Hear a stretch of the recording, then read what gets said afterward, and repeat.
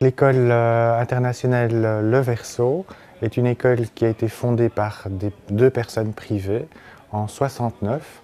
Ça s'inscrit un petit peu au lendemain de la mouvance mai 68. Le projet pédagogique de l'école est assez original dans la mesure où on essaie d'accorder un maximum d'importance et de place à chaque enfant en essayant d'individualiser au maximum possible les apprentissages. C'est quand même plus marrant d'avoir un tableau qu'un tableau gris parce que on peut avoir des images en fait et tout le cours complet sans qu'il doit tout recopier à chaque fois les questions et tout ça, donc ça peut aller plus vite aussi, ça peut gagner du temps. Mais quand on n'a pas de photocopieuse, là on est un peu dans la voilà quoi. On a aussi toute une politique derrière de gestion de bulletins informatisés, donc les parents reçoivent des relevés de points assez régulièrement. Tous les parents de l'école ont une adresse mail au nom de l'école.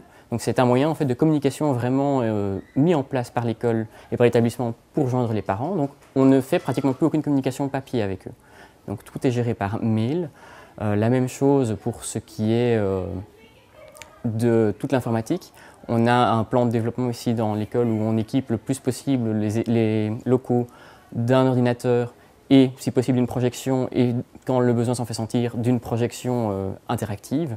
Et donc ça nous permet comme ça d'équiper et on se retrouve dans un cadre où finalement l'informatique devient vraiment un outil et quand il est généralisé partout, on s'insère très facilement dans ce genre de projet. Toute la partie en fait, adresse mail est gérée en fait, via Google, puisque toutes nos adresses mail en fait, font partie d'un compte Google Éducation.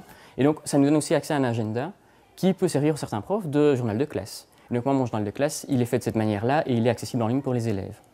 Le tout est repris, et pour avoir une structure quand même cohérente autour de tout ça, est repris par un LMS, c'est Claroline qui tourne derrière tout ça, et qui permet donc de générer les cours et de faire une administration assez fine pour pouvoir aussi gérer tout ce qui est problème de droit d'auteur et restreindre la diffusion à ceux qui en ont réellement accès et autorisés à l'avoir. C'est beaucoup plus facile, je trouve, parce que comme ça, si tu oublies ta feuille, tu as ton internet, parce qu'il y a beaucoup de gens qui ont un ordi maintenant.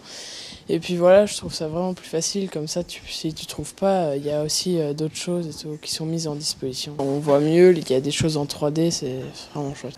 En tout cas, pour tout ce qui est les élèves, c'est clair, ça ne pose aucun souci. Les professeurs et mes collègues, ça se met en place. Et donc c'est vrai qu'il a fallu une impulsion de départ assez énergique, mais petit à petit, l'oiseau fait son nid et on y arrive. Et on a maintenant quand même tous les locaux pratiquement qui sont équipés au moins d'une projection.